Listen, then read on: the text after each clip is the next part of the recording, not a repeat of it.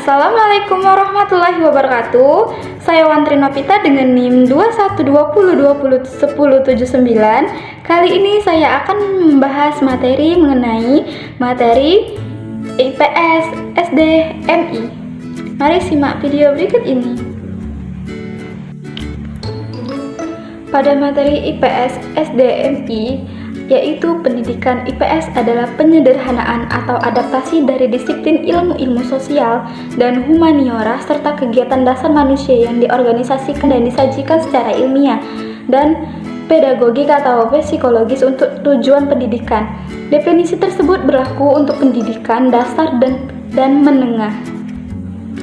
Selanjutnya yaitu tujuan pembelajaran IPS di SD atau MI adalah untuk mengembangkan potensi peserta didik atau siswa agar peka terhadap masalah sosial yang terjadi di masyarakat, memiliki sikap mental positif terhadap perbaikan segala ketimpangan yang terjadi, dan terampil mengatasi setiap masalah yang terjadi dalam kehidupan sehari-hari. Kemudian pada materi IPS itu memiliki submateri IPS kelas 5 SD atau MI yang akan dibahas yaitu sebagai berikut. Yang pertama yaitu bab 1 membahas peninggalan dan sejarah dari masa Hindu, Buddha, dan Islam di Indonesia. Bab kedua yaitu tokoh sejarah pada masa Hindu, Buddha, dan Islam. Bab ketiga membahas kenampakan alam dan buatan serta pembagian wilayah waktu di Indonesia. Bab keempat membahas keragaman suku, bangsa, dan budaya di Indonesia. Bab kelima membahas jenis usaha dan kegiatan ekonomi di Indonesia.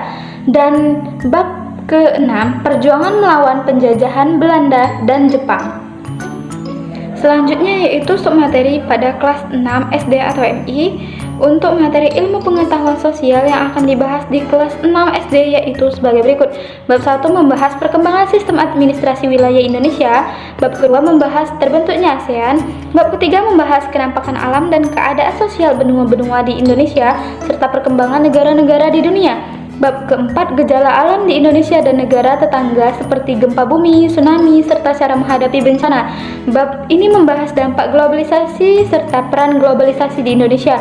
Bab kelima Indonesia pada era globalisasi. Bab ini menjelaskan dampak positif maupun negatif dari pengaruh globalisasi. Dan bab keenam kegiatan ekspor dan impor. Bab ini menjelaskan kegiatan ekspor di Indonesia seperti minyak bumi dan gas alam. Sedangkan impor Indonesia yang utama adalah mobil, mesin, dan alat-alat elektronik lainnya. Baiklah, itulah materi yang dapat saya sampaikan. Lebih dan kurangnya saya mohon maaf. Semoga bermanfaat untuk itu semua. Saya akhiri. Wassalamualaikum warahmatullahi wabarakatuh. Terima kasih.